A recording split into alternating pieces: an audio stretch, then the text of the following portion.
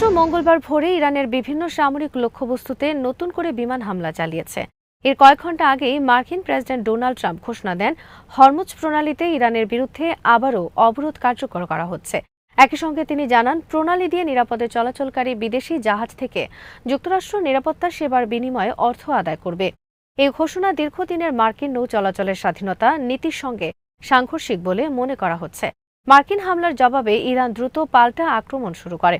ইরানের হামলায় বাহরাইনের পাশাপাশি সংযুক্ত আরব আমিরাত সংশ্লিষ্ট দুটি তেলবাহী ট্যাংকার লক্ষ্যবস্তুতে পরিণত হয়। হামলায় একজন ভারতীয় নাবিক নিহত এবং ৬ ভারতীয় ও ২ ইউক্রেনীয় সহ মোট ৮ জন আহত হন। ক্ষেপণাস্ত্রের আঘাতে দুটি ট্যাংকারেই আগুন ধরে গেলেও পরে তা নিয়ন্ত্রণে আনা হয়। ইরানের ইসলামী বিপ্লবী গার্ড বাহিনী হামলার দায় স্বীকার করে জানায়, জাহাজ দুটি বারবার সতর্কবার্তা উপেক্ষা করে মাইনপাতা এলাকা অতিক্রম করার চেষ্টা করায় সেগুলোকে লক্ষ্যবস্তু করা হয়েছে।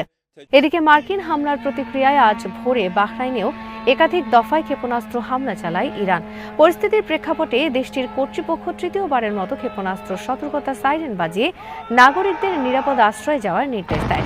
তবে তাৎক্ষণিকভাবে কোনো হতাহত বা বড় ধরনের ক্ষয়ক্ষতির তথ্য পাওয়া যায়নি।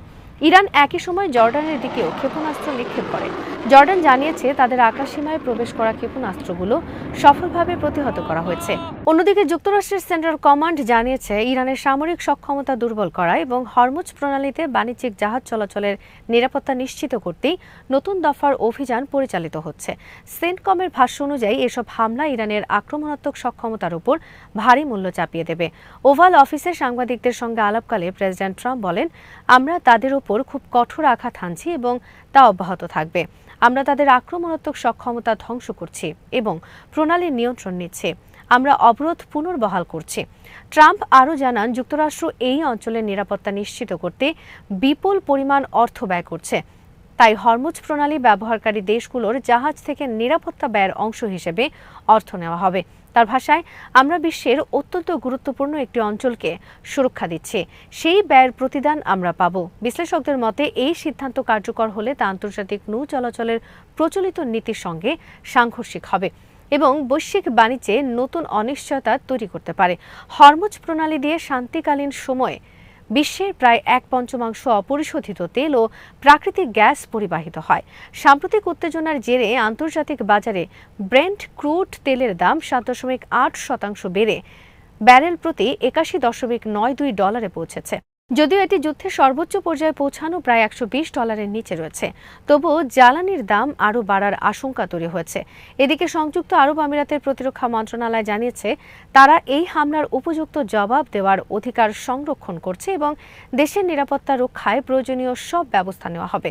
যুদ্ধ চলাকালেও একই ধরনের ভাষায় প্রতিশোধের ঘোষণা দিয়েছিল আবু ধাবি। সব মিলিয়ে যুক্তরাষ্ট্র ও ইরানের মধ্যে নতুন করে সামরিক সংঘাত তীব্র হওয়ায় মধ্যপ্রাচ্যে উত্তেজনা আবারও বিপজ্জনক মাত্রায় পৌঁছেছে।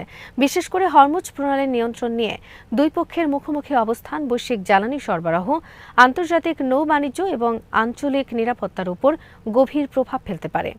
আজ এখানে শেষ করছি। সমরাস্ত্র, প্রতিরক্ষা, কূটনীতির নানা তথ্য জানতে চোখ রাখুন বিডিভিউস ইনফোটেইনমেন্টে। চ্যানেলটি ভালো লাগলে সাবস্ক্রাইব করুন। সংযুক্ত থাকুন আমাদের ফেসবুক পেজে।